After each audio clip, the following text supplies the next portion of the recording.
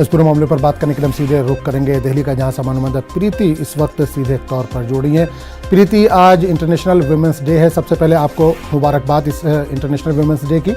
और ये जानना चाहेंगे प्रीति, क्या साल में एक ही दिन महिलाओं के लिए, ख्वातीन के लिए बस है?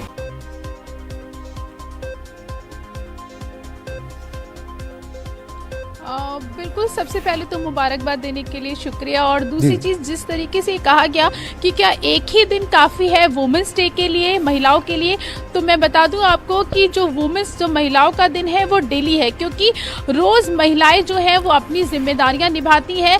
वो चाहे हाउसवाइफ हो, चाहे वर्किंग वुमेन्स हो, लेकिन सभी वुमेन्स अपने अपने क्षेत्र में अपनी जो जिम्मेदारियां हैं वो बाखूबी निभाती हैं, घर परिवार को देखती हैं। साथ साथ ही जो प्रोफेशनल जो क्षेत्र होते हैं उसमें भी वो कहीं पर भी किसी से भी पीछे नहीं है। और साथ ही अगर आज मैं वुमेंस डे की बात करूं, सेलिब्रेशन की बात करूं, तो आज पूरे देश में वुमेंस डे का सेलिब्रेशन जोर शोर से मनाया जा रहा है। राष्ट्रपति कोविंद ने भी वुमेंस डे की बधाई दी है, तो वहीं प्रधानमंत्री नरेंद्र मोदी ने भी सभी महिलाओं को इस दिन की बधाई दी है। और साथ ही सभी जो सरकारें हैं वो वुमेंस डे को अलग अलग तरीके से मना रही हैं। अगर मैं दिल्ली की बात करूं तो दिल्ली में आज जो दिल्ली पुलिस ने जो पूरा जो पुलिस जो सिस्टम है, हम कह सकते हैं कि पुलिस का जो पूरा सिस्टम है वो महिलाओं के कंधे पे कर दिया है। यानी कि ट्रैफिक वो संभालेंगी, पुलिस वो संभालेंगी, जितना भी आज पुलिस का जो वर्किंग है वो महिलाओं के कंधे पे रहेगा। आज पूरा जो जिम्मेदारी है वो महिलाएं संभालेंगी। दूसरा, अगर मैं राजस्थान में बात करूं तो राजस्थान सरकार ने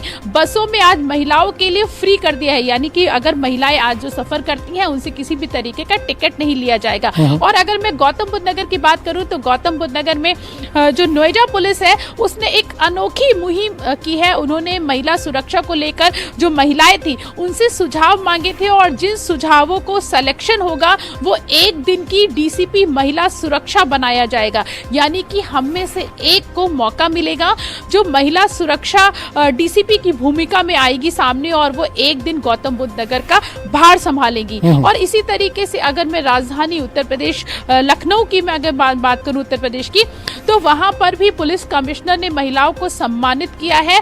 वहां पे मैराथन करवाई गई है, नोएडा में भी मैराथन करवाई गई है, लखनऊ में भी मैराथन करवाई गई। यानी कि हम कह सकते हैं कि पूरे हिंदुस्तान में ये जो आज महिला दिवस का जो मनाया जा रहा है। बिल्कुल प्रीति, एक चीज यहाँ से आपसे जानना चाहूंगा, आपने राष्ट्रपति का भी जिक्र किया, पीएम का भी जिक्र किया, पीएम ने नारी शक्ति को सलाम किया, लेकिन क्या इस सरकार में नारी शक्ति की अगर बात की जाए तो क्या उतनी अहमियत दी जा रही है या उतनी जगह मिल रही है जितनी मिलनी चाहिए?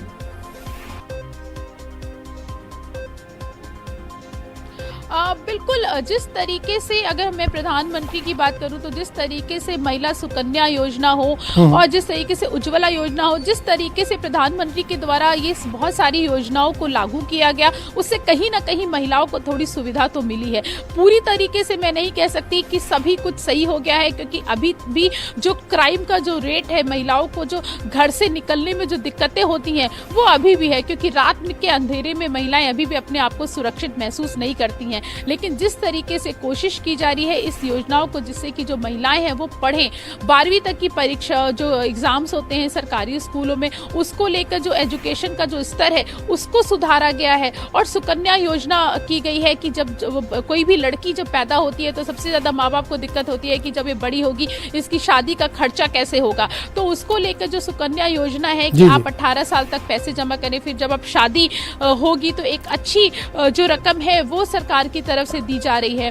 उसमें महिलाओं के परीक्षा से लेके मतलब एग्जामिनेशन से लेके उनकी शादी तक में काफ़ी सहूलियत मिलेगी। और साथ ही अगर मैं गाँव की बात करूं, क्योंकि हमारे जो आबादी है उसका एक बहुत बड़ा हिस्सा गाँव में रहता है, तो वहाँ की अगर मैं बात करूं तो वहाँ पे सबसे बड़ी जो समस्या थी वो चूल्हे पे खाना बनाने की, और लोग बनाते थे जिसके कारण उनको पढ़ाई का भी समय नहीं मिल पाता था, और समय के साथ साथ बहुत तरीके की जो बीमारियां हैं वो महिलाओं को हो जाती थी, खासतौर पे दमे और सांस की बीमारी। चलिए, बहुत बहुत शुक्रिया। जाहिर सी बात है गांव की महिलाओं को दिक्कतें होती थी, सरकार ने सिलेंडर दिया, लेकिन सिलेंडर इतना महंगा हुआ है कि खुद ख्वातीन सड़कों पर आई। चलिए, बहुत बहुत शुक्रिया प्रीति से तमाम जानकारी के लिए।